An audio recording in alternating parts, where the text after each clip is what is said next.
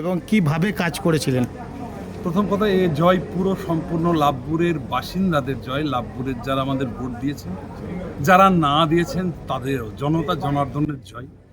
আমি বিশ্বাস ছিল, লড়াইটা খুব কঠিন ছিল, তবু বিশ্বাস ছিল আমি জিততে পারবো, কারণ মানুষের আশীর্বাদ পুরোপুরি কাজ করেছে আমার সঙ্গে। এবং আজকের জয় আমার দলের রাজ্য নেতৃত্ব, কেন্দ্রীয় নেতৃত্ব যারা আছেন প্রত্যেককে উৎসর্গ করলাম এবং মানুষের সেবায়, মানুষের জন্য কাজ করব, এই শপথ নিলাম। আজকে শপথ নেওয়ার দিন।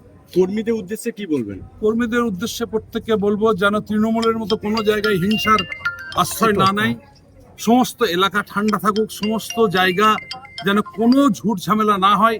প্রত্যেক মানুষ যারা ভোট দিয়েছেন বা যারা আমাদের দেননি, সকলকে শান্তিতে রাখতে হবে।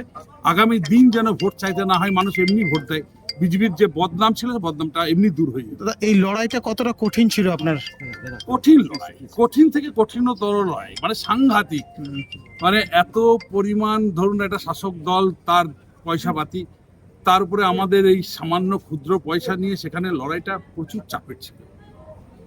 শুধুমাত্র মানুষের ভালোবাসায় এই কাজটা হয়েছে। যে আক্রমণ হয়েছিল সেদিনকে, এটা নিয়ে কি বলবেন? আক্রমণ তো আমি সেদিনকে মারার উদ্দেশ্যে পুরো মেরে দিত, এবং যেভাবে পুলিশের গাড়ি ভাঙচুর হয়েছে, তারা আজও ভিডিওগ্রাফি করছে বা বিভিন্ন রিলস বার করছে, কিন্তু কিছু হয় না তাদের।